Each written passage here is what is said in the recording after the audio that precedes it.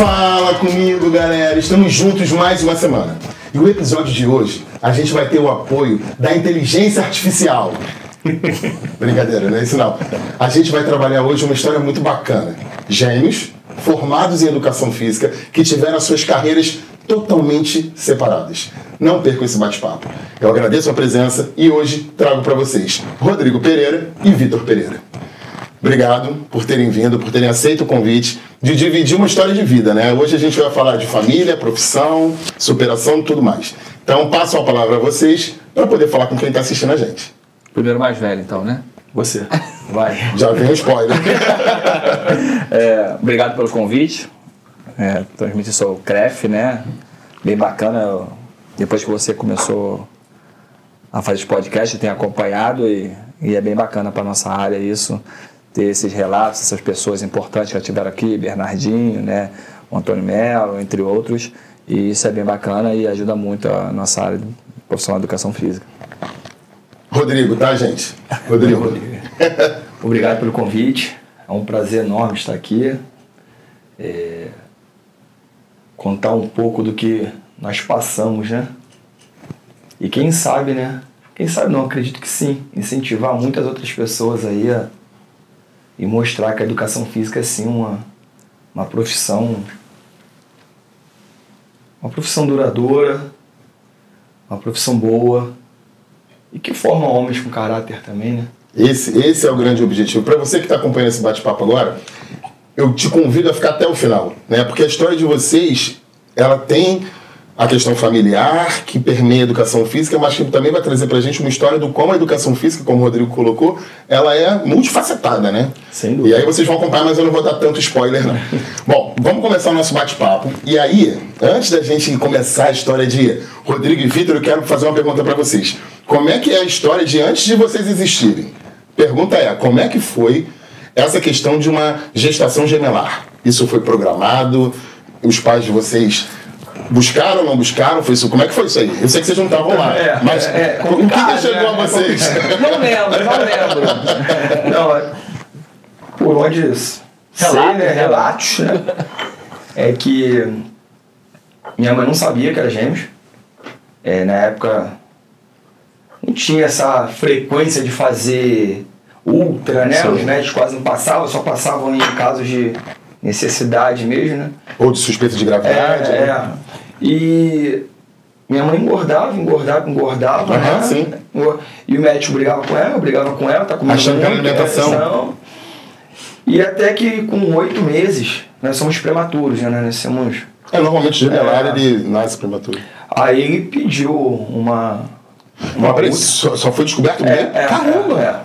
Aí pediu uma outra e foi lá, quando minha mãe chegou, né, pra fazer a outra, a médica falou assim, e é gêmeos, né?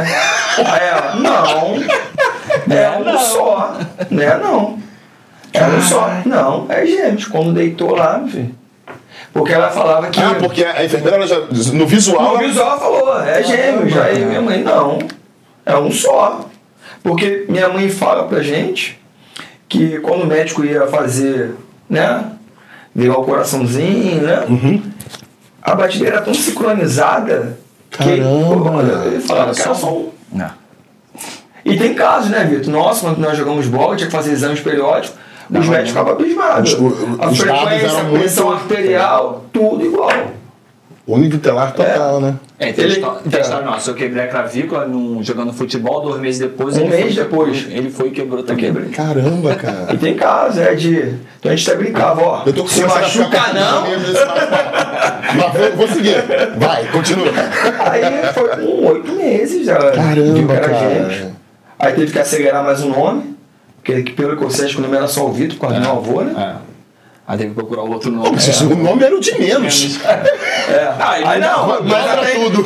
Mas é a programação, né? Fez a programação. Todo passo a passo. Aquele enxoval, que antigamente é uma época mais difícil, né? Hoje tá tudo muito na nossa mão, né? Tudo tá muito aqui, né? O acesso é muito melhor, né? Cara, que bom, a fralda hoje é fácil, mano. Antigamente era mais complicado. Sim. Né? Então, assim, aí descobri logo depois. Essa. Veio 2. Aí se vira nos 30 pra cuidar de 2, né, meu filho? Caramba, eu queria que tua mãe estivesse aqui pra poder... Beleza, e aí, vamos passar desse período aí, porque eu não preciso também saber dessa parte, que essa a gente já sabe mais ou menos como funciona. Tá, e como é que foi a infância de vocês? Vocês praticaram esporte, não praticaram? Tinha uma vida ativa, não tinha? Como é que era? Como que foi esse período de infância de vocês? A gente sempre praticou esporte, né, Randoni? Sempre estivemos envolvidos com futebol, né? Futebol, Desde os 12 anos de idade. Nosso pai sempre foi muito fã de futebol, né? Sempre teve time de futebol, campeonatos amadores. Pai Jacarepaguá, então ele sempre teve time, sempre disputou campeonato, ele sempre foi técnico. Então ele sempre buscou o esporte na vida de vocês, desde o início. E desde pequenininho a gente era viciado pra beira do campo. Com 4 anos de idade, né, Vitor? 4 anos de idade, ele meu pai já levava mais de beira de campo. Caraca, não tinha como Pra fugir ver disso, campeonato, pra ver os caras lá. Não. Então assim, os caras até brincavam com a gente, os jogadores, né? Se vocês não jogarem bola... E nesse período da escola, vocês também tinham educação física? Como é que foi esse período aí pra vocês? É até interessante, né? Porque foi no período da escola que a gente foi pro nosso primeiro clube, né? Foi através da escola. A gente estudava ali no Zuleika, Nunes de Alencar, que era na Alfabarra, né? E eram 2 colégios, o Zuleika e o Didi, tinha um campo no meio que era do clube Alfabarra. E nossa educação física era nesse campo. E tinha a professora Flora, se eu não me engano. Acho que era Flora. Se eu não me engano, acho que era Flora o nome dela. A gente ela fazendo aula de educação física, mas era futebol, né? Ela pegou meu irmão, logo nas primeiras ações, vou apresentar vocês a um professor. Aí era o Bonavita, né? Professor Bonavita. Que, nosso técnico, que já era do clube. Ele era técnico do Barra da Tijuca, né? né? Que antigamente depois virou. Isso com quantos anos, vocês lembram? 12 para 13 anos. Mas até esse período vocês já tinham essa educação física escolar? Sempre envolvido fazendo judô, né, Rodrigo? E meu pai tinha escolinha também, que ele montou uma escolinha pra gente jogar, né? Curicica, lembra? Essa aí não valia, né? Que você devia ser titular, né? Claro. Pior que não, pior que não. Toninho não botava, mano. Era pra cobrar mais. Chega a ser engraçado, mas meu pai nunca teve disso, né? Porque meu pai não queria ser rotulado como também somos filhos de privilégio, né? Então, ele pensava futebol dessa forma, né? Deixa eu fazer uma pergunta para vocês como profissionais hoje, né? Como é que vocês interpretam a importância nessa primeira infância da prática esportiva e da educação física escolar no desenvolvimento das suas crianças? Como é que vocês enxergam isso? Fundamental. Acho de extrema importância, né? Eu tenho 2 filhos, o Rodrigo tem um filho. Tem que estar envolvido. E aí desde o começo eu já falo com meus filhos, né? A questão de psicomotricidade, essas coisas, né? O desenvolvimento motor da criança. Cara, eu acho de suma importância. A né? Socialização. Eu falo, no meu meio, eu trabalho muito em condomínios, né? Eu vejo muitas crianças. E acaba que eu vejo algumas crianças que jogam futebol em um clube, e outras crianças que não. A diferença delas é gritante, né? Tô falando de futebol, mas vamos falando no esporte. O plano motor, né? O plano motor é. esporte geral. Então, assim, eu acredito, o meu irmão também, pra mim, acho que isso foi. Tanto que ele até falou aqui agora. Antes de a gente ir pro futebol, né? A gente era do judô, nós fomos federados no judô. Pela escola, aí o mestre foi, pegou eu e meu irmão. Disputamos aquele intercolegial. Né? Que era... Pelo judô. Judô. Da NAP, mais novo ainda. Lá atrás tinha patrocínio da NAP, do Globo. Isso, do Globo, isso mesmo. A gente intercolegial, participamos de judô nisso. Isso. Aí fomos Querem falar da performance? Medalhista. Aí, então, dali... Fala com aí dali o mestre pediu para a escola, os nossos pais, para levar a gente para a academia para poder federar a gente. Nós fomos federados, carioca. Bacana. Só que aí depois a gente escolheu o futebol, né? Não, porque na verdade nesse período vocês já deviam ter influência do futebol, né? Vocês deviam treinar o judô, mas o de vocês... Mas nessa vez a gente treinava futebol, né, Vitor? É só os sábados, jogar futebolzinho, sábado, né? Mas durante a semana a gente fazia o judô. Que era na escola e na academia. E eu tenho assim que o judô foi também muito importante, né? Questão de uma educação, né? A questão da a disciplina que traz a luta, né? Respeito, nossa. Cara. E o esporte ele tem esse benefício de formar o cidadão, né? Sim. Porque existem regras, né? Todo esporte tem regras, precisa ser cumprida, né? Sim. Então, beleza. E aí, então, a gente pode dizer que a infância e a adolescência de vocês foi toda permeada pelo esporte, né? Sim. Seja estimulado pela educação física escolar, pelo pai de vocês. Iniciou na educação física escolar, né? Que eu não quero educação física escolar, levou a gente pro judô. Né? Aí do judô nós fomos federados. Depois nós trocamos de escola. A educação física escolar no colégio municipal levou a gente pro futebol, que nos apresentou o professor Bonavita, né? A gente fomos pro Barra da Tijuca, jogamos campeão carioca na época, pelo Barra da Tijuca, Mirim, né? E seguimos. Então, assim, a educação física escolar Pra gente, Foi o gatilho, né? Foi que foi o encaminhou, gatilho. né? Tanto pro judô quanto pro futebol. E pra construção de vocês, né? Sim. Beleza. E aí, vocês começam essa carreira de atleta, né? Mesmo que seja de base, já era uma carreira de atleta, né? Em que momento que vem a parte de terminando a escola, vamos cursar a faculdade, não vamos? Ainda eram atletas? Como é que foi esse período de transição, finalizando a parte escolar para decidir o que queria fazer? Eu lembro assim, vagamente, até, acho que ele pode até também contribuir com isso. A gente estava terminando o segundo grau, né? E a gente ainda jogava ainda, né? A gente treinava, né? Até o júnior. Eu parei no 18 juvenil. anos. No juvenil, para o juvenil, mais. né? A gente parou ali, a gente sentou eu, meu irmão e meu pai. Foi até engraçado, tinha um amigo no Campeonato Mineiro, né? Pires, né? No Vila Nova de Minas. Ele queria levar a gente pra lá. Tava jogando? A gente estava no juvenil ainda. Né? Aí ele queria levar a gente para os juniores do Vila Nova, de Minas. Aí meu pai veio conversar com a gente. É uma decisão de mudança de vida, né? Sim. Que eu acho que antigamente acho que era até mais difícil do que hoje em dia. Até com a internet também tem mais acesso, né? E a gente falou assim, paga a faculdade, não foi? Aí o pai, paga. Eu falei, então. Pra não ir. Decidido. É porque assim, queira ou não queira, a base hoje no futebol, quando você está num clube pequeno, é difícil, cara. É difícil, porque... E antes era pior porque tinha um lance de...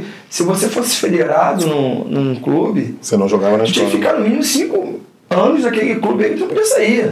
Hoje existe a Lei Pelé que facilitou muita coisa. Você não saía. Se tivesse um clube pequeno e viesse um clube grande comprar você com chuteira, você não saía, pô. Entendi. E tu tava ali, naquele negócio ali. Às vezes você tinha que ficar de fora porque o filho do presidente tinha que jogar. Sim. Porque quando vocês viveram assim, isso, quando se fala do futebol, a massa que estoura é pequena. 1%, né? Para quantos amigos nós fizemos no futebol e... É muito pequeno. Cara, você vai ver quantos dias de uma mão. Sem contar, né? Porque que chega no último nível de milionário, como todo mundo não, não tô falando que é esse nível não, sim, tá? Mas que viveram disso, viveram bem, graças a Deus. Mas são poucos, a maioria... porque são muitos praticantes, né? Então, percentualmente, é mínimo. E é difícil. Imagina. É muito foi o nosso caminho. Foi pra faculdade, né? E aí, Toninho bateu o martelo, vai ser faculdade. E aí, teve dúvidas do que cursar? Vocês pensaram em outra graduação? Ou foi... Eu já terminei o segundo grau e já emendei direto na educação física. Né? Eu fiz o segundo grau técnico em informática, né? Na época, eu trabalhava com meu pai já, né? Meu pai tinha uma distribuição de ovos, né? E eu com minha mãe, né? Que minha mãe tinha locadora, né? Então eu sempre tive... Olha, vocês estão entregando locadora. Pra quem for mais novo e estiver assistindo, pesquisa. Vocês vão saber. Rapidinho. Tinha multa se não rebobinasse? Com certeza. E aí, então, vocês tinham esse trabalho, né? De ajuda com os pais. De novo, né? Eu trabalhei com meu pai em caminhão. Eu vindo pra cá agora... Falei, Vitor, eu entregava aqui. É mesmo? Entendeu? Assim, muitos anos trabalhei com meu pai, até depois de formado, né, fiquei trabalhando com meu pai, né, mas eu tinha dúvida. Eu me formei, eu fiz segundo grau técnico em informática. Então, mesmo tendo uma vida de atleta, você não tinha certeza do que ia cursar? Então, eu quis fazer segundo grau técnico, eu fui para informática, eu fiz informática, porque eu queria dar uma continuidade, então eu já fiz no segundo grau. Eu tinha dúvida entre informática, administração por causa dos negócios da família. Sim. Né? E educação física, porque foi o que eu vivenciei a vida toda. E nesse momento ele já estava cursando? Ele entrou. E eu entrei para informática. E você chegou a entrar para informática? Eu entrei para informática. Eu fiz 2 anos de informática. Chegou a cursar? Fiz 2 anos. Mas aí eu vi que não... Chegava em sala de aula, olhava... Preso naquele monitor, né? Isso não é para mim, não. Até que eu não esqueço até hoje. Eu estagiei, aí eu... andando de ônibus pra lá, pra cá, comendo na rua o tempo todo. Aí eu, na época, as namoradinhas, né? Você quer falar disso? Eu desci do ônibus, calma aí, rapaz. Aí eu desci, a menina virou pra mim, você tá gordinho, hein? Aí eu, não sei que fui magrinho, pô. Não é possível. Aí, por quê? Acaba mudando a tua vida toda. Sim, né? sim. Você vai pra um outro lado de... Mas só pra descontrair, mas não foi por causa disso, mas logo depois eu cheguei na... Você não estava se identificando, né? Não estava. Cheguei pro meu pai e minha mãe, não, que eu quero, vou trancar. Aí já fui direto na faculdade. Mas aí já foi com a certeza de ser educação física? Sim. Aí já fui para trocar para educação física. Já. E aí, por exemplo, nesse primeiro início, né, de parte acadêmica, você já foi cursar com ele? Como é que foi esse Não. Eu estudava no período da manhã. Ou é por causa do trabalho com minha mãe, né, Vitor? No período da tarde para a noite eu trabalhava com minha mãe. E como o Rodrigo trabalhava no período da manhã com meu pai, o Rodrigo foi para a faculdade à noite. Eu trabalhava praticamente de madrugada, né? Acordava 3 horas da manhã. Era próximo o período de vocês. Eu digo pra gente entender como é que foi a formação de vocês. Estavam... Em quê? A diferença de entrada na faculdade, teve alguma diferença? Porque você já cursava e você estava na informática. Então teve um gapzinho de 2 anos aí, eu já, e o Rodrigo entrou depois, mas a gente conversava muito, né? Sim, porque acaba cursando. A gente conversava muito. Agora, uma pergunta. Como é que foi a família de vocês, essa decisão? De, inicialmente já de cara educação física... Pra mim, eles nunca deixaram sempre à vontade, gente. É verdade. Nunca eles só falavam que tinha que estudar. Faz o que você gosta. Tenta unir o útil ao agradável. O útil, que é o lado financeiro. De sustento, né? E o agradável é a coisa que você gosta, porque senão não vai pra frente. Não é você querer fazer uma coisa. Que foi o que aconteceu com você, informática, né? Informática, na hora era o boom da informática. Talvez fosse dar um retorno bom, mas... Mas, cara, a programação tava surgindo, né? Todo aquele lance. Não seria feliz, né? Entendeu? E aí, então, beleza. A gente chegou no ponto da vida de vocês estão na parte acadêmica. Como é que foi esse período? Vocês lembram de jogo? A gente gosta de ter causos. Como é que foi esses causos aí? O meu foi conturbado nos 2 primeiros anos, né? A risada, vocês já entenderam que deu alguma coisa, né? Não, mas assim, acho que são processos que todo mundo passa, né? Eu, no meu primeiro, segundo ano, eu não levei muito a sério a faculdade. Até porque eu estava vendo outro momento lá, a experimentação, festas, essas coisas todas, então eu não levei muito a sério. Aí reprovei uma ou outra matéria, 2, 3 matérias, assim, e fui empurrando com a barriga. E aí o Rodrigo entrou para a faculdade à noite. E eu falei, cara... Vocês moravam juntos nesse período? Sim, moravam com nossos pais. E eu falei, não, cara, preciso dar um start, né?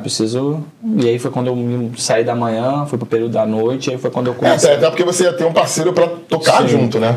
E foi quando eu comecei a estudar mais, né? E levar a sério mais a faculdade, né? E aí me formei, entendeu? E aí vocês passaram a estudar juntos? Sim. Mas não todas as matérias. Não todas as matérias. Ele já tinha matéria que ele já tinha feito. Já tinha cursado, Teve um período que eu fiz 11 matérias. Caramba! Na faculdade. Porque eu falei, não, eu preciso correr atrás. Recuperar o tempo que eu perdi. Foi sim. No tanto que no meu último período eu só fiz a monografia. Só uma matéria, enquanto outras pessoas faziam 5, 6 matérias. Porque você foi adiantando. Eu fui adiantando, entendeu? Então assim... E nos formamos juntos, né? Acabou que... E a gente se formou junto, né? Mas várias matérias conseguimos estudar juntos, né? Várias matérias.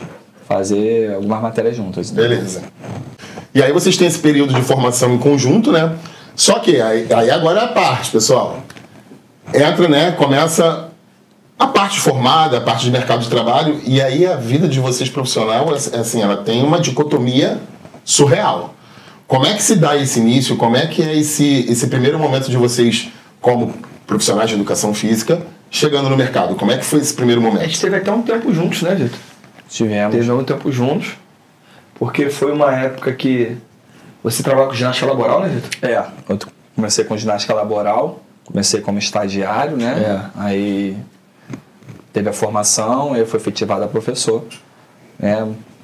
Foi um período de 2 anos, se eu não me engano. Então, um bom período, 2 anos.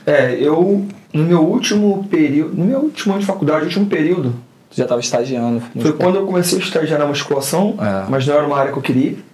Uma pergunta para cortar um pouco vocês. Durante a formação, vocês tinham desejo de continuar trabalhando com futebol ou isso não passava? No começo sim, né? No começo pela nossa formação. Era a motivação, né? Era a motivação. No começo sim. A gente tem alguns contatos e tudo, né? Mas quando você está na faculdade, você vê que não é só isso o esporte, né?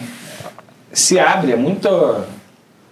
chegou um momento que eu queria trabalhar em escola. É mesmo? Eu só queria trabalhar em escola. Eu falei, não, vou dar aula para criança.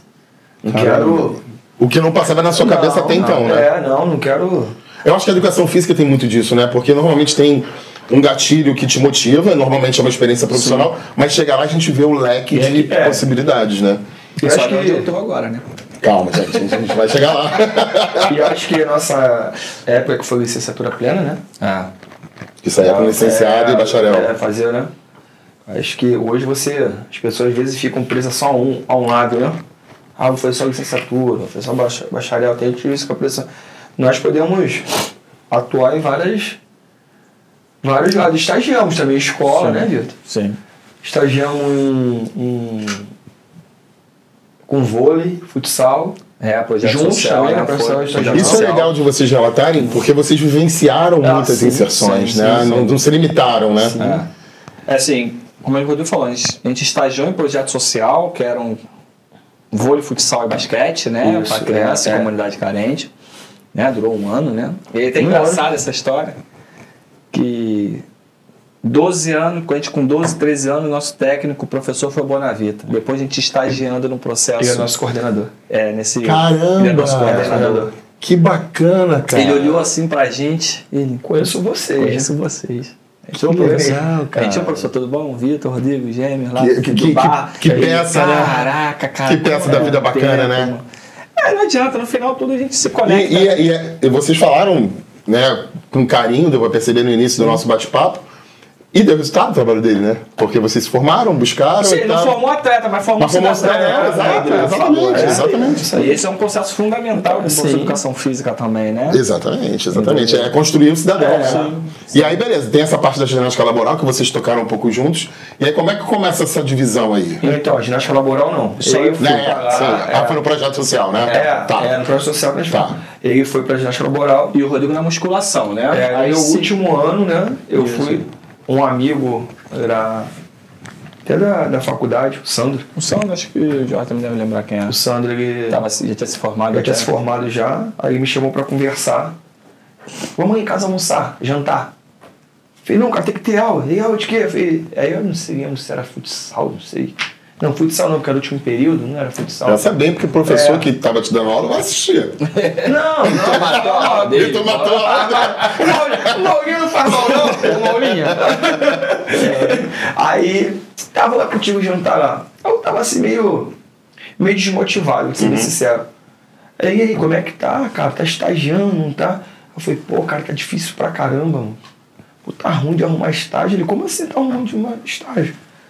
E, pô, a escola não contrata, cara. E, cara, o leque é muito grande para você trabalhar. Você está preso só à escola. Escola é difícil. Falava, eu vou arrumar para você na academia. E já tinha passado pela sua cabeça pra academia? Não, na mesma eu falei, academia o quê, cara? Não. Não trabalha academia não, pô. Um jantar que mudou a vida dele.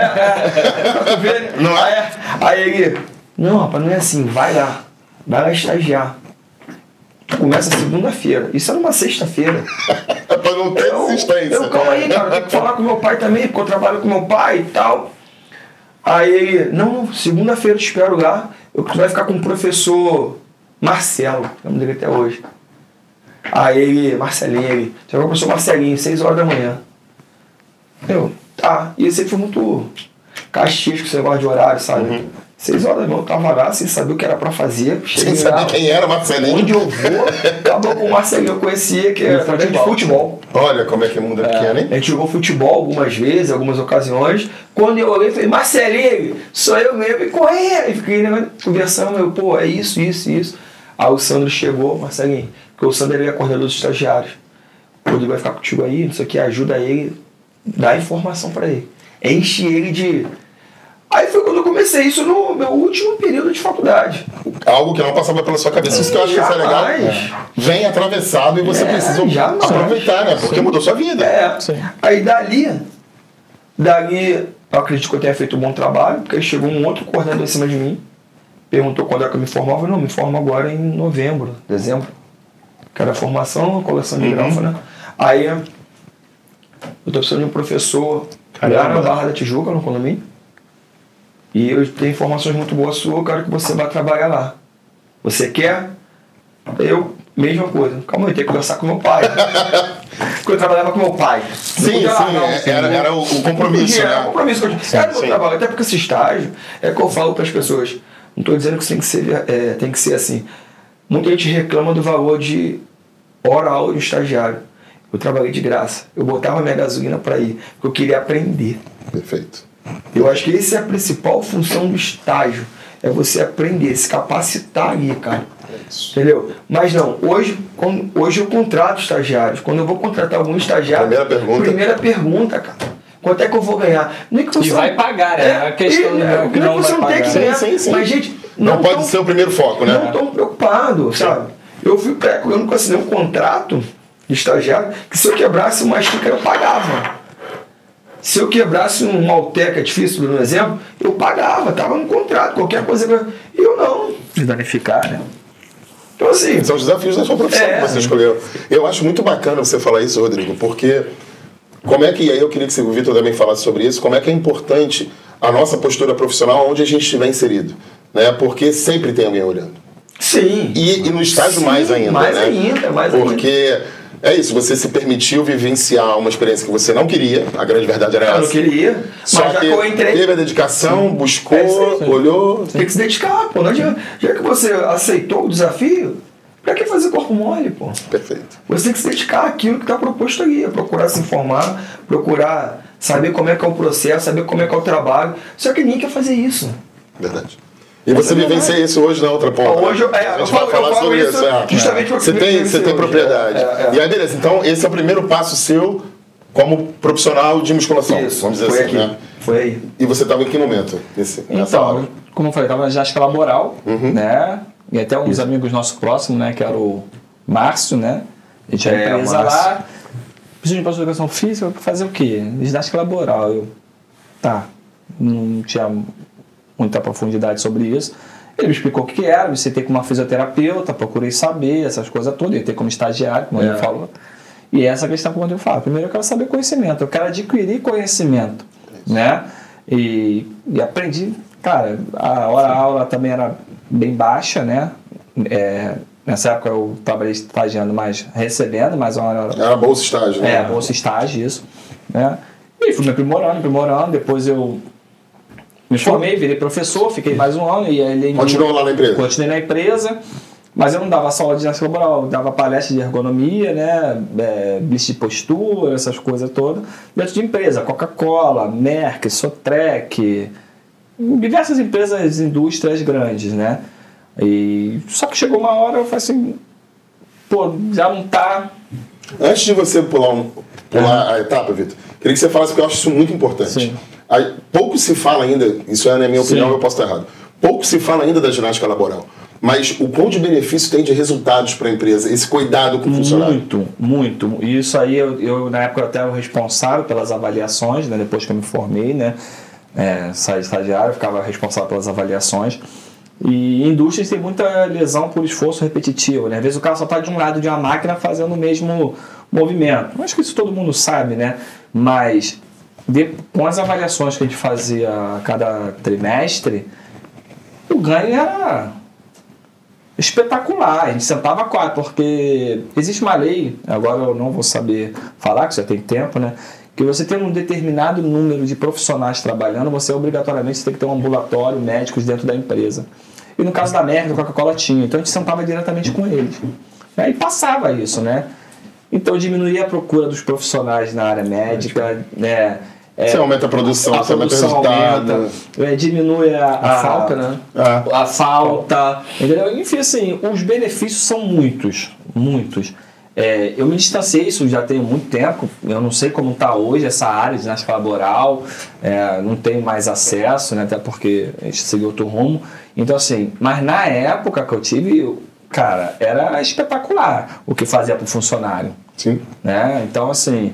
É realmente cuidar da saúde do teu funcionário, né? Sim. Porque é óbvio que o empresário ele precisa de resultado. Sim. Mas se você tiver um cuidado com o seu funcionário... E vamos falar, era 15 minutos de aula, cara. É só 15 minutos. E faz uma diferença. Entendeu? Tu parava ali a produção durante 15, 20 minutos. Você quebra aquele movimento vicioso, né? Ali, o cara dá uma alongada. Às vezes tinha até umas dinâmicas de brincadeira. Pra relaxar, entendeu? Então, assim, era bem bacana. Isso, assim, no período que eu trabalhei, funcionava muito bem. Entendeu? E aí você resolve sair, o que acontece? Não, então, quando eu já estava como profissional, como professor, né? Eu recebi o convite de um amigo nosso próximo, né? O Erinaldo Pitt, né? Isso foi depois, foi? Tu já estava trabalhando comigo, pô. Quando tu recebeu o convite do Pitt? Não. Para ser arte de bocha, não. Foi nesse momento. Para ser arte de bocha. Porque eu entrei primeiro como árbitro de bocha. O Pete me convidou para fazer o curso de arbitragem de bocha. Bocha, o esporte paralímpico, explica para quem está assistindo. Bocha paralímpica, né? São atletas com paralisia cerebral, né? Cadeirantes, né? E ele me chamou para fazer esse curso. Você lembra mais ou menos o ano? Tu não precisa ser preciso, mas... Não sei se foi 2005, 2006. Porque assim, hoje se fala mais, né? A gente vai chegar lá, mas hoje se fala um pouco mais do esporte paralímpico. Mas na época não tinha, né? Não tinha. E tem casos aí que me marcaram muito em relação a isso, né? Não lembro se foi 2005 ou 2006. Foi 2005, 2006 foi Mundial. Acho que foi isso mesmo. 2006 foi Mundial, eu já estava como árbitro internacional. Isso mesmo. Em 2005 o Pete me convidou para fazer o curso de árbitro no centro do Rio, lá no CIAD. Fiz lá o curso lá, um dia inteiro dentro do hotel, a competição era no CIAD. Eu li aquilo e falei, meu Deus, onde eu vim parar? lendo. Ele lia. Nisso tava meu amigo, o meu compadre, o Rodrigo Careca, né? Ele tava comigo, ele convidou nós dois para ir nesse curso. E vocês entraram juntos, né? Entramos juntos nesse curso. Uma coisa como Careca, né? A gente voltando de ônibus pra casa. Não sou eu. Não é ele. Voltando pra casa, Grajaú, Jacarepaguá, cara, e a gente dentro do ônibus. Cara, como a gente vai fazer isso amanhã? Eu falei, não sei, irmão. Falei, lê que eu também tô lendo. E ó, cara. Eu lembro que eu fui convidado também. Mas na época eu estava na academia, né? Eu falei, não, isso aí não é pra mim, não. E eu acho engraçado. Eu tô fora. O gestual do Vitor é muito bom, né? Pra quem tá assistindo. Que não era assim, né? Era aqui, ó. Aqui, ó, vira. E é muito. É uma modalidade realmente que tem muitas regras e pra mim, que eu nunca tive contato com... Você nunca tive contato com o esporte paralímpico até então? Não, até então. Tá. Só sabia por causa do Pete mesmo, né? Sabia porque o Pete já era, né? O Pete já era... Você sabia de ouvir, mas nunca tinha se aprofundado. Então eu fui lá, esse primeiro dia foi dentro de hotel, dentro de uma sala, curso, slide, passando, quadra, medindo o tamanho, tu vê um atleta de bocha, aí vê uma carga, eu falei, que isso, gente, vamos lá. E só que aí chegou um momento, acho que foi quando eu cheguei no CIAD, lá no local da competição, e tu vê aquele mar de gente deficiente, né? Um montão de cadeirantes. Parece que você passa um portal, né? Aí tu olha assim e falei, onde eu tô? E tu acha que assim, naquela época tu não via tanta pessoa com deficiência na rua como você vê hoje. Sim. Tá? Naquela época parecia que todo mundo ficava todo mundo em casa, a gente sabe que isso é histórico. Os pais deixavam os filhos em casa com deficiência, até porque não tinha acessibilidade, não tinha luz adaptado, tinha vergonha dos pais de andar com os filhos. A gente sabe que isso é histórico, né?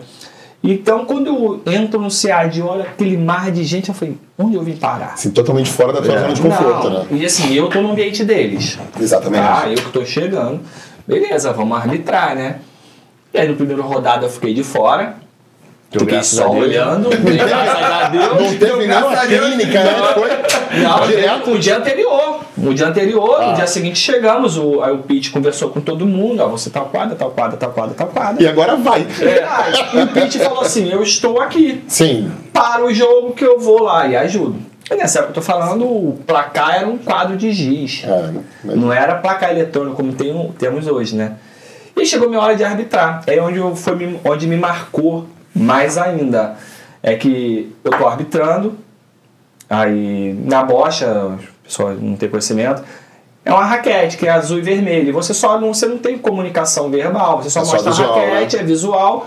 E o atleta que tá com a cor da bola sabe que é vermelho ou azul. Isso era campeonato mundial? Não, isso era um campeonato regional. Regional, tá. Era um regional. E eu mostrei a raquete pra uma senhora que tava jogando assim. E aí ela, quanto tá o placar? Aí eu falei assim, ó, tá no quadro. Aí ela me chamou, eu cheguei perto dela, ela, é que eu não sei ler nem escrever. Eita. Aí isso é onde eu falo, onde me marcou, né? Porque aí tu vê assim, não adianta a pessoa se ter só a deficiência. Naquela época ele não tinha acesso à educação, não tinha acesso à saúde, né? Não que hoje seja mil maravilhas, mas está muito melhor. A gente está falando de 18 anos atrás, né? Mas muito melhor. Então, assim, isso me marcou bastante. E depois dali, no ano seguinte, eu fiz um curso de arte internacional, porque em 2006 tinha um campeonato mundial na praia de Copacabana, né? Eu fiz um curso com a portuguesa, Helena Bastos, me tornei árbitro internacional de bocha e dei seguimento a... Eu acho legal essa sua fala, porque se a gente vê um cadeirante, a gente acha que O único comprometimento pode ser esse, né? E a falta de acesso criam outros diversos. Sim. Ela era uma atleta, mas que não tinha acesso. Não tinha acesso.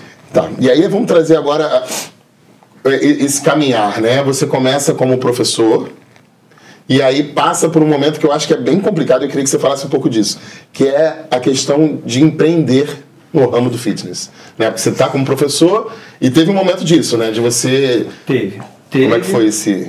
Foi nessa transição, como eu comentei, que eu fui convidado para trabalhar em um condomínio na Barra de Tijuca. Uhum. Né? Aí eu comecei ali como professor, trabalhando como funcionário, né? Dentro da academia de um condomínio. Fiquei ali 1 ano trabalhando como funcionário. Fiquei alguns meses sem receber. Não deixei de trabalhar. Ia para a academia, trabalhava. E aí você atendia os moradores? Então, aí era só os moradores. Uhum. No ano seguinte, muda o proprietário da academia. A síndica, na época, o dia que era foi uma mãezona pra mim, lembra do que eu falo, né? Aí ela me chama, exigindo que eu assumisse a academia. Eu falo pra ela, eu não tenho condição nenhuma de assumir. Eu não tenho grana pra isso. Eu não tenho condição. Aí ela me oferece o seguinte, faz uma proposta pro condomínio, o condomínio vai comprar os aparelhos pra você e você paga o condomínio. Olha! Aí eu, ótimo. Eu estudei, fui pra casa, estudei. Rabisca pra cá, ganho isso aqui, pá, pá. Aí quando eu fui apresentar pra ela, Rodrigo, esquece. Aí apareceu uma pessoa que vai assumir a academia. Eu falei, não, tudo bem. Mas eu quero saber você quer continuar no condomínio? Eu falei, gostaria. Eu me identifiquei com as pessoas. Aí, com os moradores, né? Ah, tá bom. Eu sei que 2 dias depois aparece um novo dono com a esposa. Você conhecia ou não? Não conhecia. Eu estava trabalhando na academia. Aí ela chega, a esposa me chama, a esposa do dono me chama. Queria conversar com você. Eu falei, não, sim, claro. Ela, então, por mim você não ficava. Que isso? Você só tá ficando por uma exigência da síndica. Olha que recepção bacana, né? Eu falei assim, ó, tá bom. Você tá ficando por exigência da síndica, que ela não aceita, pra tu ver, né? Ela não aceita que outra pessoa assuma. Ela condicionou a venda lá, o trabalho. Aí eu, não, tudo bem. Aí como eu sempre fiz na minha vida, trabalhar, mano. Sim. Sei não. Eu sei que 2, 3 meses depois, essa mesma mulher ela fez uma carta pra mim. Me pedindo desculpa. Caraca. Me agradecendo. Que se não fosse eu, a academia... enfim. Sim. Um monte Mas de... reconheceu o que ela fez e reconheceu o seu trabalho. Reconheceu o meu trabalho. Né? E eu continuei trabalhando. Continuei trabalhando. Aí o rapaz também começa a dar mole no condomínio. Começa a ter problema com o condomínio. Aí eu peço para um aumento de salário. Diretamente para ele? Diretamente para ele, porque tinha que ser com ele, que ele era o responsável. Uhum. Porque eu não era só um professor. Eu estava fazendo administração da academia para ele. Ele só era o dono. Ele só ia lá pegar o dinheiro dele e acabou. E ele falou que não. Que você, na verdade, estava acumulando função, você estava coordenando, supervisionando. Não tinha nem uniforme, eu comprava mesmo. Aí ele, não vou, Rodrigo, não vai dar porque eu vou me desfazer da academia. Só que nessa transição do primeiro do ano pro segundo, quando ela me ofereceu a academia para eu, né, eu botei na minha cabeça o seguinte. Eu falei assim, cara, eu não vou ser professor. Nessa época, eu não vou ser professor. Eu vou ter alguma coisa minha. Foi quando virou a chave de empreender. Eu vou ter uma coisa minha. Eu já namorava, que é minha esposa hoje, né? Aí eu vou ter uma coisa minha. Eu não vou ser professor, cara. E aí, eu novo. Meu irmão saindo pra caramba com os amigos, todo mundo saindo. Eu falei, não vou. Hoje te queimando de graça, né? Não, é mentira. Volta, Rodrigo. Precisava. Aí assim, eu falei, não vou. Todo o dinheiro que eu ganhar hoje é pra me juntar. Todo. Graças a Deus, tinha uns pais que ajudavam bastante a gente, né? Acho que nem todo mundo existia essa possibilidade, né? Meu pai me prestava o carro e que botava gasolina pra ele trabalhar, sabe? Já não tinha esse custo de transporte. É claro que a gente já trabalhava com eles, né? Eu fiquei trabalhando com eles. Aí, nessa transição, eu cheguei, não vou ser professor. Aí eu sentei com a minha namorada na época, ela era nova, falei, ó, a partir de hoje é o seguinte, se você quiser me acompanhar, beleza. Se não quiser, te entendo perfeitamente. Você é nova. Que era uma decisão de vida, né? Você quer curtir sua vida, você pode curtir. Mas a partir de hoje, o máximo que você vai ter é um filmezinho com pipoca dentro de casa. O filme eu pego na minha mãe, que era que é de graça, que é a locadora. Que você já pesquisou no Google, já sabe o que é. Pego na minha mãe. E a pipoca de micro-ondas. Mas eu entendo perfeitamente. Eu falei pra ela, e ela não deixa mentir, ela vai falar que é. Eu conversei com ela dentro do carro. Hoje todo o meu dinheiro é pra eu guardar. E eu fiquei trabalhando, cara, 1 ano com esse novo carro, um ano. Aí quando ele virou pra mim e falou que ia fechar a academia, eu virei pra ele e falei, você aceita uma proposta nos seus aparelhos? Aí você passou 1 ano economizando pra poder chegar nesse momento. Um ano. Que você nem sabia quando ia acontecer, né? Aí eu aceito. Aí eu fiz a proposta pra ele. Tô esperando ele me responder até hoje. Ó. Ué? Não me respondeu. Eu sei que aí a síndica veio até mim de novo. Rodrigo, pelo amor de Deus, academia. Eu fui abrir o jogo pra ela. Aconteceu isso. Eu fiz a proposta assim, sabe? Ela, então tá bom. Eu vou ter que conversar com ele porque a academia não tá. Tô tendo muita reclamação. E foi quando aconteceu. Que aí ele me liga falando que quer fechar a academia. A mulher dele me liga falando que quer fechar a academia. Vira pra ele e fala, aquele doce de pessoa, né, que a gente recebeu. Você não quer os aparelhos? Eu falei, tem interesse sim. Ela vira e fala assim, mas eu não vou vender não. Ué? Desse jeito. Ela tinha um problema com você, você não percebeu isso. Tudo bem. Aí nessa eu já tinha falado com o Vitor, falei, Vitor, vamos trabalhar comigo, vamos lá, preciso de mais uma pessoa, vai cair pra mim, eu e você, a gente vai dividir os horários, vamos pra dentro. Aí eu, beleza, vou comprar os aparelhos. Mas eles tiraram tudo? Não, calma aí. Aí eu falei, vou comprar os aparelhos. Aí eu comecei a pesquisar. Aí fechei com uma empresa de Santa Catarina, sei lá, uma coisa assim. Só que na época é muito verde a gente, né? Aí fechei tudo direitinho, assim que eu falei assim, Rodrigo, eles vão sair e você tem 1 semana pra botar os aparelhos. E tranquilo. Doce ilusão. Eu liguei pra empresa pra falar assim, vamos fechar a compra, não sei o que é. Prazo pra entrega é 60 dias. Eu falei, o quê? Ei! Eu tenho 7 dias, meu amigo. 60 dias. Não, Rodrigo, você realmente achou que o aparelhagem... Não, mas eu tô falando, verde, pô, tô em verde. Você acredita que o cara tem um showroom pra te vender? E que poderia ser aqui no Rio. Entendeu? Mesmo sabendo que era lá de Santa Catarina, só o frete, sei lá, 2, 3 dias. Pra botar no caminhão e pra trazer. Acabou. Sim. Aí ferrou. Eu me lembro que eu desci. Tem uma banca de jornal, né? No prédio lá do meu pai, lá embaixo, assim. Lembra aquele jornal Balcão? Sim. Peguei um e comecei, vendo uma academia na freguesia, aparelhos com 1 ano de uso. Peguei o carro e, freguesia. Porque você tinha 7 dias pra resolver, né? Freguesia, né? Freguesia, pechincha, freguesia. Aí cheguei lá. Aí eu olhei os aparelhos e falei pra mulher assim, é meu. É teu, eu falei, é tudo meu, não vende nada. Aí ela, tem certeza? Eu falei, tem, é tudo meu. Aí eu só negociei qual o preço lá. Aí eu me lembro, cara, isso não é crítica, tá? Isso não é... Tem gente que pode achar que isso é... Aí eu fui conversar com meu pai, eu não tinha o dinheiro todo. Falei, pai, aí meu pai tinha dinheiro. Na época eu sabia que ele tinha um dinheiro guardado. Ele virou pra você, vamos lá no banco, que eu pego um empréstimo pra você no meu nome. Tu acha que isso é ruim, Jorge? É a responsabilidade, né? Irmão, tem gente que vai achar isso um absurdo. Pô, como assim? Teu pai tem, não tinha... Falei, não, cara, isso me engrandeceu. Era o início do seu negócio, era a sua responsabilidade. Entendeu? Isso me engrandeceu. Falei, não, pai, vamos lá. Aí meu pai eu fui com meu pai no banco. Tu tá vendo aí, né? Tem que pagar isso aí, mano. Eu fiz, sei lá, eu parcelei em 1 ano lá, parcela. Eu paguei 6 meses.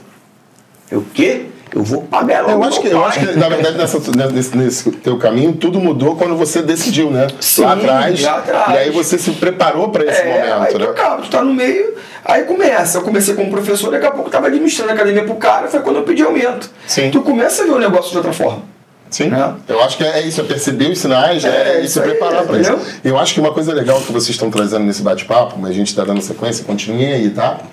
É que tudo que apareceu na vida de vocês, eu não sei se vocês repararam que vocês falaram isso, mas tudo que apareceu, vocês falaram assim, pô, estudei, eu fui, fiz conta, eu fui, peguei o livro e mastiguei o livro. O qual é importante, mesmo quando as oportunidades aparecem, você buscar essa capacitação específica, né? Sim. E aí, beleza, você montou a academia, eu quero... Vitor, você já está à época, né? Dentro do meio paralímpico. Traz algumas barreiras que você viu aí, porque, até para explicar para o pessoal, você teve uma atuação, você começa uma atuação mais na gestão do que na ponta, né? Mais de organização. Como é que começa essa tua carreira dentro do esporte paralímpico pós o cargo que você tem, que é o árbitro internacional de bocha? Então, primeira entrada foi a arbitragem, né, de bocha, né? Aí como o Rodrigo falou, depois eu fiquei... Porque a arbitragem de bocha, quando a gente está ali, não tem toda semana a arbitragem, né? Então era uma vez por mês fazer uma viagem para arbitrar, essas coisas todas. Era momentos, né? E só com isso você não vive, não paga a conta, né? Mas eu gostava de estar lá, né? De arbitrar e tal. Você se encontrou ali, né? Até as pessoas que estavam, né? E ali eu vi que você começa a conhecer outras pessoas, né? Porque tu viajava pro sul, viajava pro nordeste, viajava pro norte. Enfim, tu vai conhecendo culturas, conhecendo pessoas, né? Pessoas com deficiências, pessoas sem deficiência, né? Você vai criando uma amizade. E eu intercalava, trabalhava com o Rodrigo na academia e fazia essas viagens por mês. Aqui vai dizer às quinta-feira, qual é, Rodrigo? Me libera aí. Tô indo. Não, me libera não. Rodrigo, tô indo, hein? Vai, né, menino? Vai fazer o quê, ué? E a gente vai fazendo essas amizades, né? Esse grau de amizade, né? E aí o pitch já muito consolidado no movimento paralímpico, né? E aí surge o time Rio Paralímpico, né? Foi minha primeira gestão esportiva de atletas de alto rendimento, atletas paralímpicos. E ele me convida para trabalhar com ele. Mas tudo isso se deve ao que a gente apresentou como árbitro ali, trabalhando, né? Buscando a melhoria ali, estudando essas coisas todas. E para mim foi novo, né? E aí O que era o time Rio Paralímpico? O time Rio Paralímpico era uma parceria Comitê Paralímpico Brasileiro com a Secretaria Municipal da Pessoa com Deficiência. Rio de Janeiro. Do Rio de Janeiro. Entanto, a Georgette Vidor, que era a secretária, né? E aí a minha função ali é para estar à disposição da Georgette, na época do time Rio Paralímpico, né? Os atletas, eram 22 atletas, se não me engano, de atletismo, natação, judô e canoagem. E passar para a Georgette o que era o movimento paralímpico, o que era o esporte paralímpico. Aproximar as duas instituições, né? A Georgette já anos de esporte olímpico, né? Sim. Ginástica, já uma carreira consolidada, né? Mas ainda não tinha muita profundidade no esporte paralímpico. Porque tem as regras, né? Sim, sim. Porque o cego tá ali e não tá aqui. As classificações. Essas coisas todas. E é onde era a minha função. Nesse primeiro ano eu fiquei lá. E aí eu continuei em segundo. Ou seja, era uma função fundamental porque ela precisava decidir e ela precisava de informação para tomar decisões, né? Sim. E aí eu fiquei ali de 2012 a 2016, né? 4 anos. E aí trabalhei juntamente com ela lá, a questão da renovação, né? Ela gostava muito. 2016 que na Paralimpíada. Foi Paralimpíada. Deu resultado o time Rio? Deu. Bastante. Deu bastante. Aí só tivemos uma atleta que não medalhou. Bacana. E uma que não foi convocada, né? Bacana. Estamos falando aí de 22 atletas, 2 não ter resultado, então foi Ou seja, é um resultado de um investimento que dá, traz frutos. E aí é onde eu falo que aí essa parceria CPB e Prefeitura do Rio, né, através da Secretaria, funcionou, né? O dinheiro bem investido, bem empregado, traz resultados. Os resultados são o quê? São as medalhas. Então, isso aconteceu e a Georgette ficou super feliz, né? E ela era entusiasma do esporte paralímpico, né? Ela gostava pra caramba, ela queria os atletas aqui, ela queria conversar com os atletas, ela queria tá ali vivenciando, igual eu vivenciava com o Olímpico. A gente teve uma gravação com ela onde ela falou, assim, de uma forma muito saudosa e muito contente do que foi esse trabalho do time. E foi bem bacana que a gente trabalhou bastante junto para as renovações, né? Não, tem que diminuir, ajustar valor, porque a gente sabe, o Rio de Janeiro estava passando por uma transformação, né? Muito dinheiro sendo empregado em obras, né? O Parque Olímpico, essas coisas todas. Então, tinha que apertar em algum lugar. E isso não é um demérito, não. Isso tem que acontecer, realmente. Né? Se você está pensando em uma coisa lá na frente, isso tem que acontecer. Então, aí foi como eu entrei na questão da gestão, né? de esporte paralímpico, né? De estar junto com o atleta. Ainda continuei arbitrando. Dava tempo? No começo a Georgette não me liberou. Mas isso que eu ia falar agora, ela te liberava? Não, me liberou, ela não me liberou. Mas eu lembro um dia que ele veio falar comigo, que ele trabalhava na academia. Quando eu tinha 10 anos, estava em Búzios, eu acho. Sim. Aí tu, pô, Rodrigo, fala contigo. Eu falei, o que foi? Pô, foi o Pete que te indicou? Sim. Pô, o Pete me indicou pra trabalhar No Rio 2016? Não, né? No time Rio? No time Rio. Vai, Vitor. Vai, pô. Aí, vai, pô. Pô, mas e a academia? Não, arruma alguém, fica tranquilo, vai, mano. Esse primeiro ano com a Jorge, a gente não me liberava na secretaria. Depois eu até entendi o porquê, né? Teve a renovação, eu mudei de função no time Rio, eu tinha que estar mais presente com os atletas, né? Nas áreas de treinamento, nas áreas de competições. E aí foi quando eu comecei a voltar a viajar com a Bocha, né? Como árbitro, né? A gente estava acompanhando lá. E aí, depois que eu tive esse contato com os atletas, né? Mudando de função no time Rio, eu voltei para a arbitragem da Bocha, né? E continuamos o trabalho lá com a árbitro, já conheci o pessoal todo. Foi onde o Arthur Cruz, né? Me convidou para ser o coordenador de equipamentos da modalidade de Bocha Paralímpica da Arena Carioca 2. Né? Ou seja, dentro de casa, no teu estado, no teu país, coordenando o equipamento, que assim, deu problema, Vitor. Resolve lá. Rapaz, sério, não, e a gente tem diversas histórias lá. Quer né? contar? Vai, continua. Não, eu vou até contar porque esses são bastidores, né? As pessoas veem tudo pronto, tudo lindo, Mas né? imagino que... eu dormi dentro da arena. Caramba! Entendeu? Então, o Arthur dormiu dentro da arena. Pouco dormiu, né? Então, assim, para poder entregar, né? E até hoje, e eu escuto isso lá fora, hoje eu viajo bastante, e a gente escuta que foi um dos maiores Jogos Paralímpicos que já teve. Né? Quantidade de torcida, que não se vê isso em Jogos Paralímpicos. Sim, é verdade. Né? Então, a gente teve ingressos esgotados, né? Todas as sessões. Todas as sessões. Isso é muito legal, né? A população carioca brasileira, no geral, entendeu a importância. E aí, pô, quando eu recebi o convite, eu falei, pô, eu vou. Eu tenho que estar nisso, não adianta. Porque eu tinha uma meta ali, né? Eu tinha uma meta, eu falei, de qualquer forma eu queria trabalhar nos Jogos Paralímpicos. A minha primeira era trabalhar não na real função, mas trabalhar como eu trabalhei nos jogos, né? Se eu não conseguisse, eu ir pelo time Rio, né? Com os atletas, essas coisas. Se eu não conseguisse, eu iria como árbitro, eu era árbitro internacional de Bocha. De qualquer forma iria. De qualquer forma iria. Porque você teve múltiplas inserções, né? Então você conseguiu ter a segurança de que você ia contribuir. Sim. Então eu tinha isso em mente, eu trabalhei isso mas, cara, se me aperfeiçoando, estando em congressos, estando em cursos, né, em capacitações, fazendo capacitações. Até porque é muita responsabilidade, né? É um evento maior do mundo. Sim. Falando de esporte paralímpico, é do mundo. Não, e assim, você entra no processo do olímpico, né? Sim, porque o equipamento é o mesmo, né? É o mesmo, e você faz aquela transição do olímpico para o paralímpico. Mas no olímpico, diversas vezes eu chegava no escritório, que é lá na Estácio, né, do Rio 2016, tava lá e-mail, pessoal do Paralímpico, eu tava lá e-mail, o pessoal Paralímpico se apresentar na Arena tal, porque precisava de ajuda, e vai.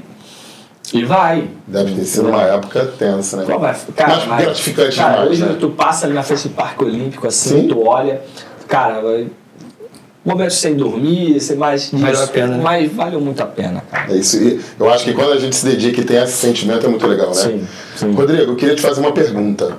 Você, né, teve a sua academia e acabou entrando bem nessa parte da musculação, né, do cuidado das pessoas. Queria te fazer uma pergunta. Como é que você percebe a importância da educação física diretamente na saúde da população? Como é que você tem essa visão? Mais na minha área, na musculação, né, que eu trabalho... Primeira coisa que as pessoas procuram na musculação é estético. Mas esquece que o principal é a saúde. Exatamente. O processo é de dentro para fora, não de fora para dentro. Para você conseguir o teu processo estético, né, o homem quer um braço, a mulher quer uma perna, tem toda uma mudança interna. Isso é saúde. Só que as pessoas não se ligam nisso, as pessoas não querem tempo, né? Que as coisas pra onde? É o imediatismo. É o imediatismo. Então, assim, se a gente pensar que o processo é de dentro para fora, cara, é fundamental. Eu falo na musculação e falo isso para todo mundo. A musculação é fundamental para todos. Todas as idades e todos os esportes. Pode reparar, hoje um cara do futebol, ele está numa academia fazendo alguma coisa. E mesmo que isso não tem esporte, né? Mesmo que, eu tô falando esporte, idade, sexo, tudo. Hoje a gente tem crianças indo para musculação que antigamente se falava que a criança não podia correr disso. Porque não ia crescer, né? E hoje tem estudos que mostram que é o contrário. Então, assim, gente, é saúde. É mais fácil você hoje investir na sua saúde do que você gastar dinheiro com a doença, cara. É a prevenção, Eu ainda recebo muitos idosos me procurando por ordem médica e falam pra mim, não queria estar aqui não. Mas é porque o médico mandou. Vai por obrigação, né? Entendeu? Mas aí você não acha, e aí uma pergunta, você não acha que isso é cultural? Que a gente precisa mudar essa cultura? Tá mudando, Sim. tá? Eu já tô há tanto tempo nessa área e tá mudando. Isso tá mudando muito. É claro que acho que não o quanto deveria, sabe? Mas tá mudando. A mudança ela é um processo. É um processo. Né? Hoje tem mais informação sobre, sabe? É verdade, a informação. Está chegando mais as pessoas essa informação. Tá mudando, né? É claro que tem muita informação também que...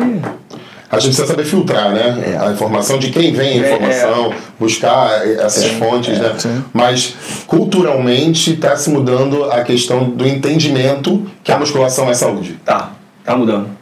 Tá mudando. Tu vê hoje... É porque você é o termômetro, né? Você tá na ponta, você sabe a busca, né? Tu vê hoje o crescimento de academias é muito grande. Sim. É muito grande. Eu não vou saber precisar números exatos aí, públicos mas diversos, né? Também. é muito grande. E hoje é pra todos, pô. Tu vai ver uma senhorinha lá na academia fazendo a extensorazinha dela. Entendeu? Tu vai ver hoje uma criança, esses dias mesmo, eu tava num condomínio, dando uma aula particular, tinha uma criança lá de 13 anos treinando, mas porque o garotinho já tá jogando no clube.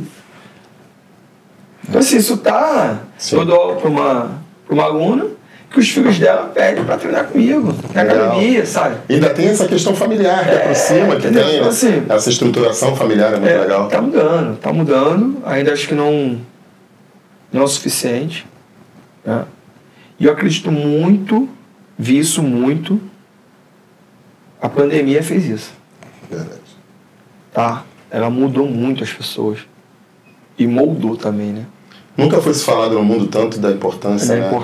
Do combate ao sedentarismo, né? Acho que a gente tinha todo dia na televisão a OMS falando da gravidade do sedentarismo. Isso é. Eu acho que quanto mais a gente tiver esse entendimento da população, mais a gente consegue contribuir, né? Isso aí. Sim. Vitor, grande evento 2016 dentro de casa, né? Só que o tempo passou, né? Para quem está assistindo, daqui a 20 anos a gente está em 2023. Nesse período, né, após a Olimpíada, você teve participação direta, a gente pode dizer isso, grandes conquistas, grandes eventos. Fala um pouco pra gente desse período aí teu de envolvimento dessa... Então, depois de 2016, né, e a gente faz muitas amizades, né, e aí eu recebi o convite para trabalhar na ANDI, Associação Nacional de Esporte para Deficiente. Eu trabalhava na ANDI como árbitro só, né, e aí eu recebi o convite para ser supervisor técnico, onde eu estou até hoje. A ANDI, ela trabalha com quais esportes? Futebol PC, né? De paralisia cerebral, né? Com o futebol de 7, né? Aí você tem que entender que quem está assistindo não tá no esporte. Verdade. Não, porque o dia a dia vai. É que já tá na gente isso, né? Então, é um futebol de 7 para rapaziada cerebral, mas não severo, né? Então... hemiplegia, né? Então, claro que tem a classificação ali. Não sou classificador, nós somos professores lá excelentes para isso.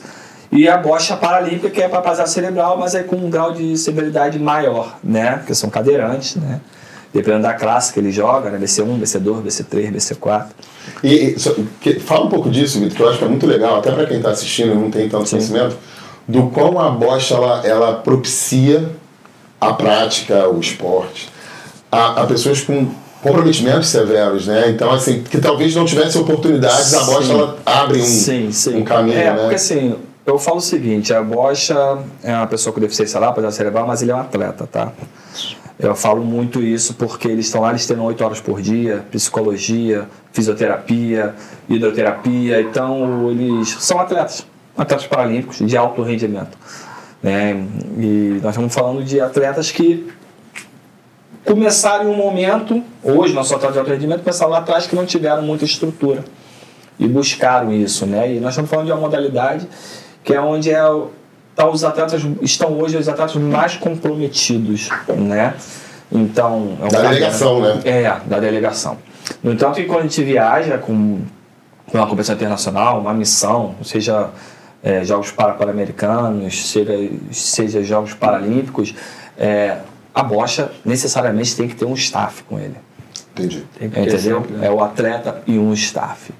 Pelos cuidados, as demandas, as demandas que necessita, né? E outras modalidades não, por exemplo, no futebol PC, que é o futebol de 7 da ANDI, né?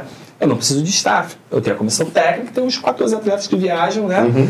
E a gente... E até porque essa tua fala é muito importante, né? Porque aquele cadeirante dele é um atleta. Ele precisa suprir a demanda para que ele dê resultado. E ele precisa dar o resultado. Exato. Ele precisa dar o resultado. Porque ele é cobrado, né? E assim... E vem cascata, né? Porque todo o recurso que a ANDI recebe se deve à medalha de ouro, à medalha de prata. A entrega de resultados. A entrega de resultados em Jogos Paralímpicos, Jogos Mundiais, se deve a isso, né? Então, eu recebi o convite em 2016, estou na ANDI até hoje, de 2017 até hoje. Sou supervisor técnico e eu cuido das seleções, né? Eu faço os projetos, solicito o recurso financeiro, que a gente já tem... Já no final do ano a gente já sabe o recurso que a gente vai ter o ano que vem, então a gente faz os projetos. As questões burocráticas que fomentam, né, a prática e o treino e tudo. Isso. E aí eu que faço isso tudo, né? Questão de orçamentos, cotações, hospedagem, passagem, enfim, né? Tudo para o bem-estar lá do atleta, ele possa ir treinar ou competir. E aí eu acompanho as delegações, né? Já fui para algumas competições junto com os atletas, né? E eu acompanho eles como chefe de missão e dando todo o suporte para eles, né? Para quê? Porque eles, os técnicos, só preocupam com quadra, né? E tragam o resultado. Sim. Quer dizer, eu vou resolver todos os seus problemas, mas traz essa medalha. Porque assim, às vezes as pessoas no esporte paralímpico, às vezes fica assim, olha que superação. Não, não é superação. É treino pra cacete, cara. É muito, né? Se vocês acompanharem, tá tendo o Mundial de Atletismo agora em Paris, né? É muito treino para os caras correr o que eles correm. Sim. Não é superação, é muito treino. Já se perpassou a questão do cuidado, da superação. Sim. É atleta e que se não der resultado vai ser cortado. Vai ser. E tem outros querendo entrar. Eu me lembro uma passagem que eu fui contigo entregar um material na piscina. Uhum. O cara treinando lá na piscina. Aí ele, não, meu irmão, não sei o quê. Daqui a pouco, professor, cai aqui comigo. Joguei o cara nadando, eu falei assim, não, tô bem aqui, mano.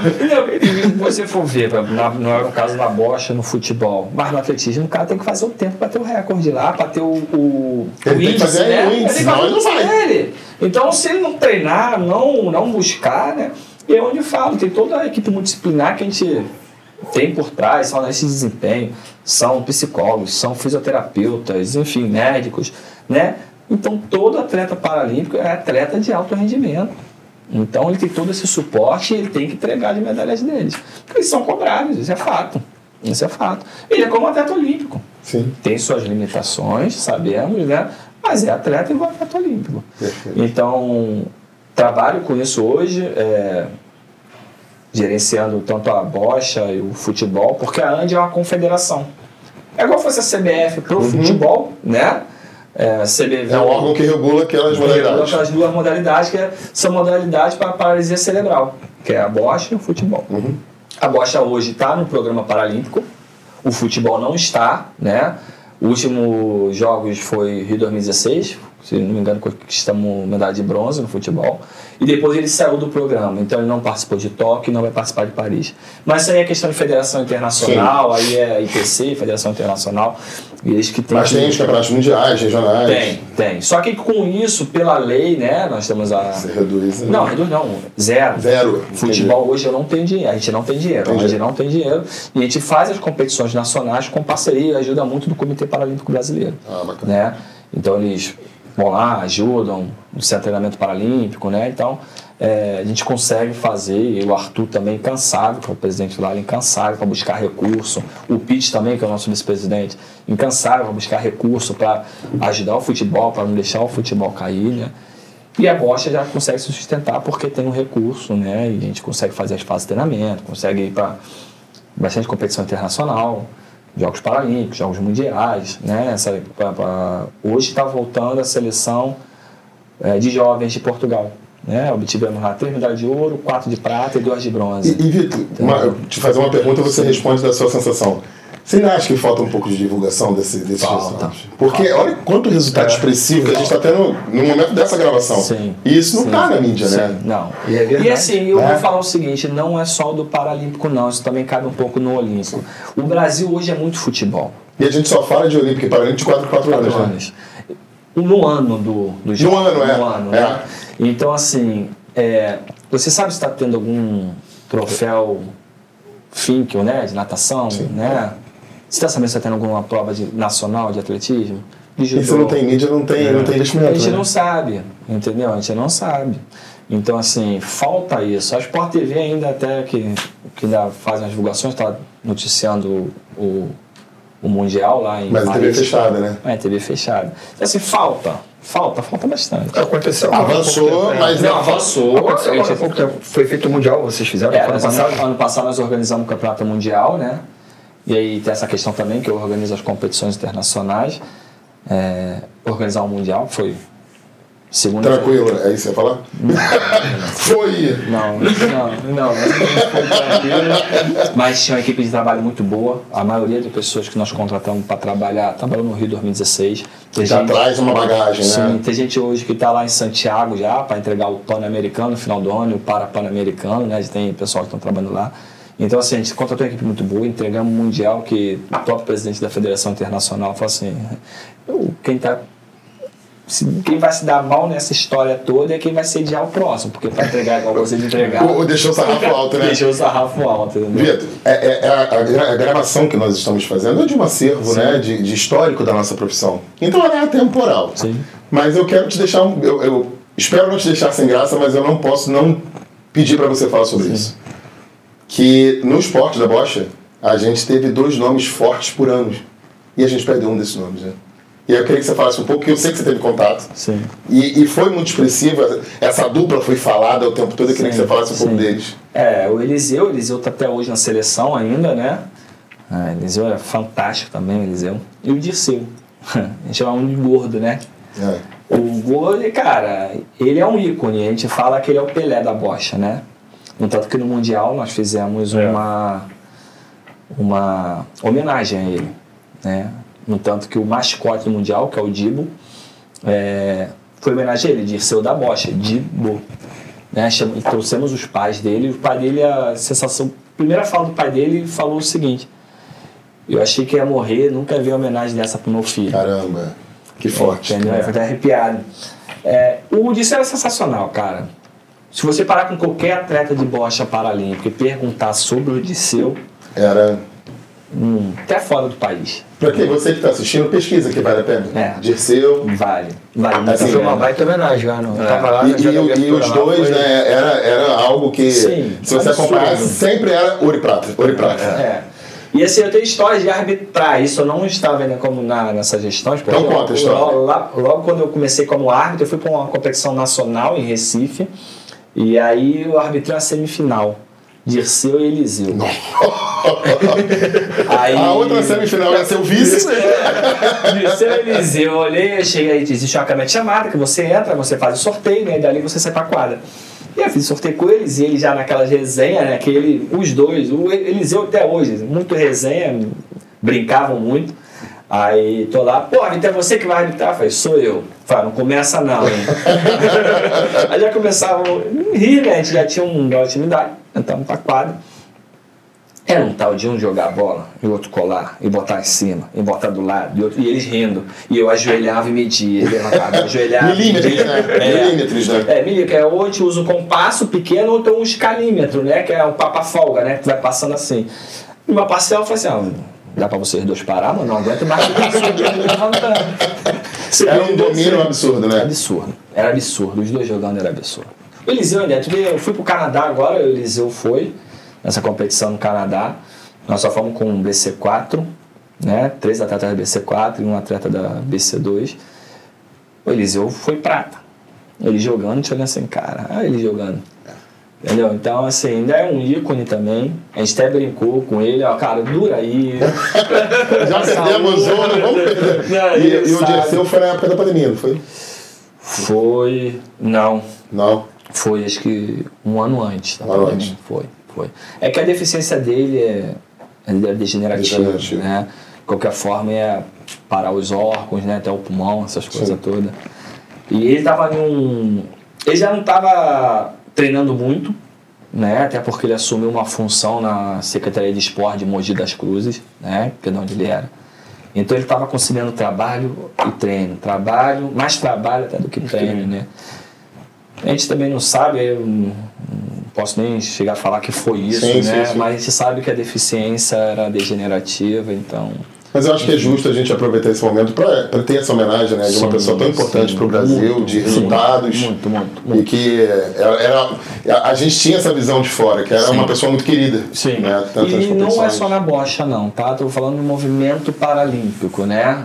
Você pode falar no atletismo, você pode ir lá conversar com o Daniel Dias, né? Que vai falar do gordo, vai falar do Dirceu. Você pode ir lá na natação, em qualquer modalidade paralímpica, no meio paralímpico. O Dirceu era muito querido. Isso é muito legal.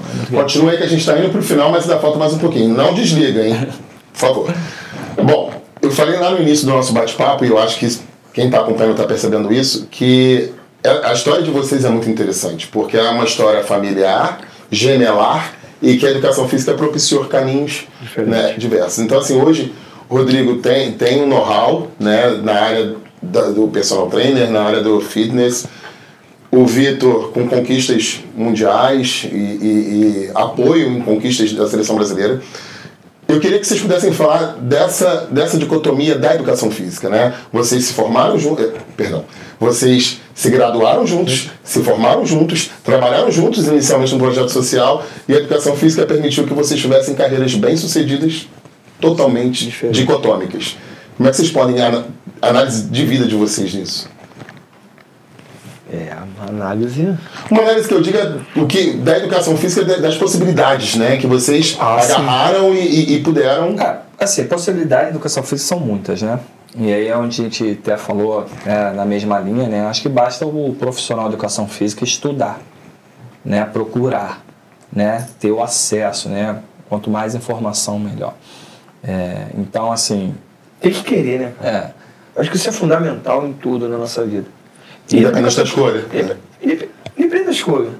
E acho que a educação física, sim. Eu já recebi mensagem de pessoas que eu nem conheço me perguntando o que eu achava da educação física. Eu acho maravilhoso. Não só por mim, mas pelo que eu vejo pelo meu irmão também. São dois. Não é um, são dois. É verdade. Então eu falo, a primeira pergunta que eu faço é assim: você gosta?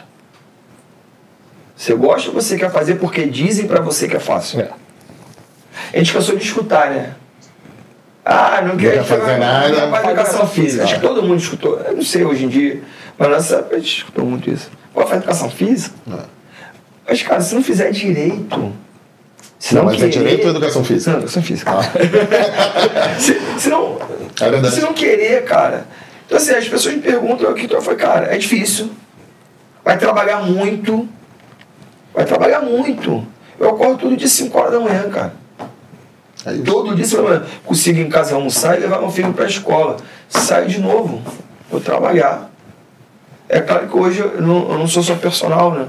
Eu tenho uma academia, sou personal, administro outros condomínios, com prestando serviço, né?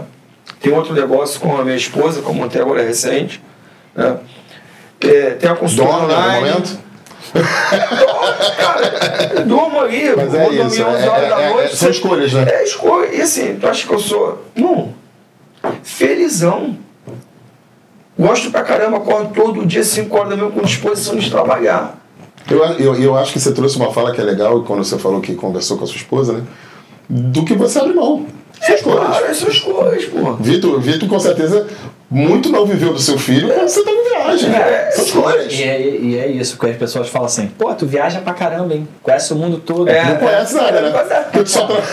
Eu conheço aeroporto, hotel, ginásio. Então, assim, às vezes é difícil, né? Às vezes eu fiquei já 20 dias fora de casa. Não, 30 dias fora de casa. Com futebol, né? Que tu conta, desde saiu pra fase de treinamento, não sei o quê.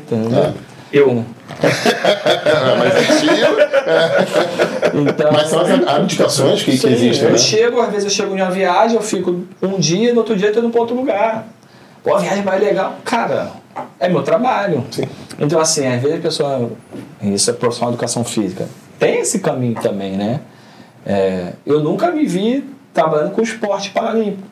Até o teu primeiro contato. Porque nós tivemos essa E tem a oportunidade, né? a gente teve essa matéria na faculdade. Mas, vou ser sério, pra mim passou essa matéria.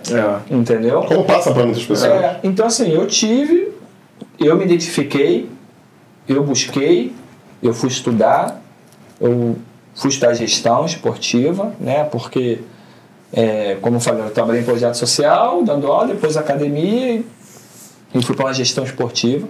Então, me capacitei para isso e é a busca de conhecimento, né? E hoje eu adoro o que eu faço. Eu tenho dor de cabeça pra caramba, né? Problema pra cacete pra resolver. Vou dar uma spoiler de bastidores. Até começar essa gravação, o celular não parou. E de férias. E eu tô de férias. Eu tô de férias.